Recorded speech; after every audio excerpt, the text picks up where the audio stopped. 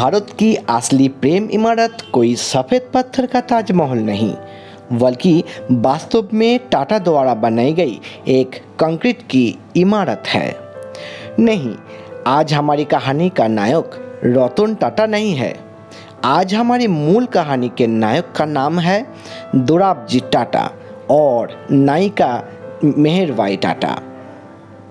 इन दो लोगों के प्यार ने भारत में एक ऐसी इमारत को जन्म दिया जो आज भी लाखों परिवारों के चेहरे पर मुस्कान लाती है और ला रही है।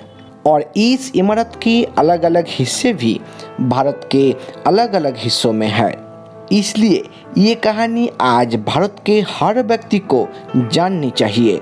और ये कहानी सिर्फ भारत के लोगों के ही नहीं, बल्कि बांग्लादेश, नेपाल, पाकिस्तान, श्रीलंका के लोगों को भी सुननी चाहिए, क्योंकि कहीं ना कहीं वो भी इस इमारत से जुड़े हुए हैं। कहानी वैलेंटाइन डे 1898 यानी कि 14 फरवरी को शुरू होती है। उस दिन दोराबजी टाटा और मेहरबाई टाटा की शादी हो गई। शादी के 2 साल बाद सालगिरह के दिन दोराबजी टाटा अपनी प्रेमिका मेहरबाई को एक हीरा उपहार में देता है। वो हीरा आकार में कोहिनूर से 2 गुना बड़ा था। 45 कैरेट के इस हीरे की कीमत आज के बाजार में लगभग 135 करोड़ रुपया है। दोराबजी से मेहरबाई को 135 करोड़ रुपया वाला ये हीरा उपहार में मिला था। आज हमारी कहानी में ये हीरे अहम भूमिका निभाने वाले हैं। इस हीरे के बिना भारत में टाटा ग्रुप का अस्तित्व नहीं होता और हमने रतन टाटा जैसा उद्योगपति भी नहीं देखा होता। अभी कहानी पर वापस आते हैं। इस तस्वीर को देखकर आप समझ जाएंगे कि मेहरबाई टाटा कितने खूबसूरत और शाही थे। ये रॉयल्टी मेहरबाई के मन में भी थी। वो दुनिया के बड़ी बड़ी इवेंट में पहुंचने के लिए भारतीय साड़ी पहनती थी, जमकर टेनिस खेलती थी, घोड़ की सवारी से लेकर कार चलाने तक सब कुछ कर सकती थी। उन्होंने भारतीय महिलाओं के अधिकारों और नेतृत्व को लेकर भी बार बार सवाल उठाए। उस समय टाटा ग्रुप का बिजनेस अच्छा चल रहा था। दुनिया की नंबर 1 स्टील इंडस्ट्री का खिताब लगभग टाटा ग्रुप के पास ही था। वो समय था जब प्रथम विश्व युद्ध शुरू हुआ। इस विश्व युद्ध के आफ्टर इफेक्ट के कारण टाटा ग्रुप का हाल बहुत बुरा हो गया था। स्थिति यहाँ तक पहुँच गई थी कि टाटा के पास कर्मचारियों को वेतन देने के लिए भी पैसे नहीं थे। परिणाम स्वरूप टाटा ग्रुप लगभग बंद हो गया। तभी मेहरबाई टाटा एक मजबूत डंडे की तरह अपने पतियों के पास खड़ा हो गई। मेहरबाई ने अपने कर्मचारियों और बिजनेस को बचाने के लिए अपनी कीमती हीरे सहित सभी गहने गिरवी रखने का फैसला किया। पहले तो दोराबजी मेहरबाई के फैसले से सहमत नहीं थे।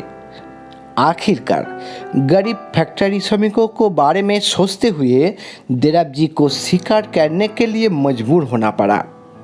उस समय दोराबजी टाटा ने मेहरबाई के हीरे और गहने गिरवी रखकर 1 करोड़ रुपया पाया था और उस पैसे से मजदूरों को महीना देकर टाटा स्टील फैक्ट्री फिर से शुरू हो गया।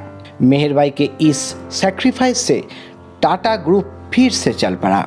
उस प्रॉफिट से दोराबजी ने बैंक की कर्जा चुका दिया और मेहरबाई की सारे गहने और कीमती हीरे लौटा दिया। तब सब कुछ ठीक चल रहा था। लेकिन 1931 में एक बहुत बड़ा प्रॉब्लम सामने आ गया। उस समय मेहरबाई 50 साल की थी।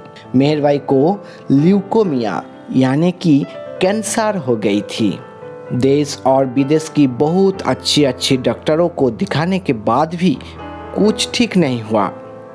तब मेहरबाई टाटा ने 18 जून 1931 को नॉर्थ वेस्ट के एक नर्सिंग होम में अंतिम सांस ली और ठीक एक साल बाद 3 जून 1932 को अपने प्रिया की मृत्यु का दुख सहन ना कर पाने के कारण देवराबजी टाटा का भी मृत्यु हो गए। लेकिन आप सोच रहे होंगे कि फिर जिस बिल्डिंग की मैंने शुरुआत में बात किया था उसका क्या हुआ, वो बिल्डिंग कब बनकर तैयार हुआ था।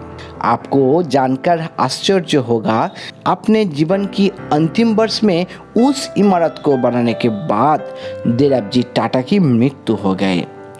अपनी प्यारी पत्नी मेहरबाई को धीरे धीरे कैंसर से मरते देखकर उनका दिल बहुत टूट गया था।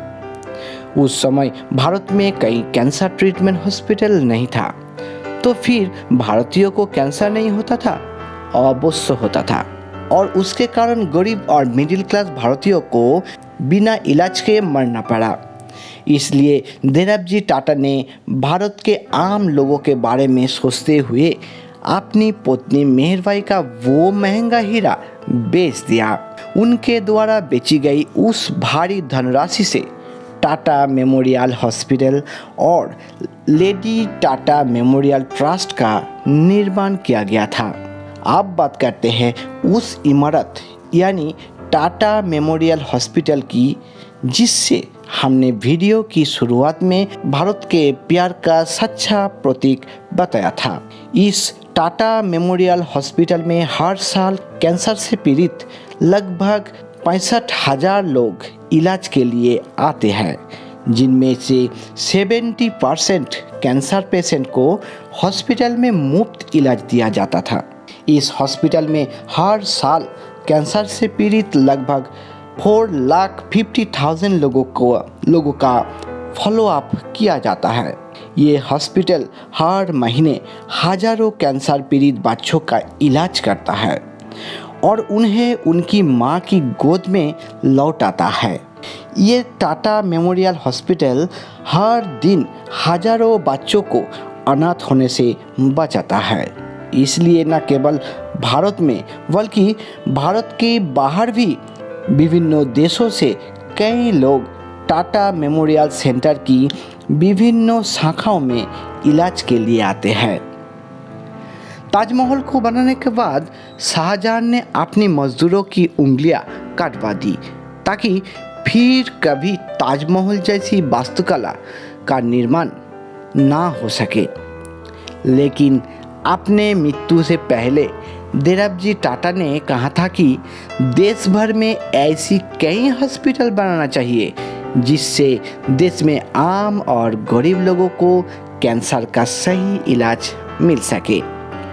आज टाटा मेमोरियल सेंटर सिर्फ मुंबई में ही नहीं बल्कि देश के कई हिस्सों में स्थापित है, जैसे कोलकाता, भुवनेश्वर, वाराणसी, तिरुपति, रांची।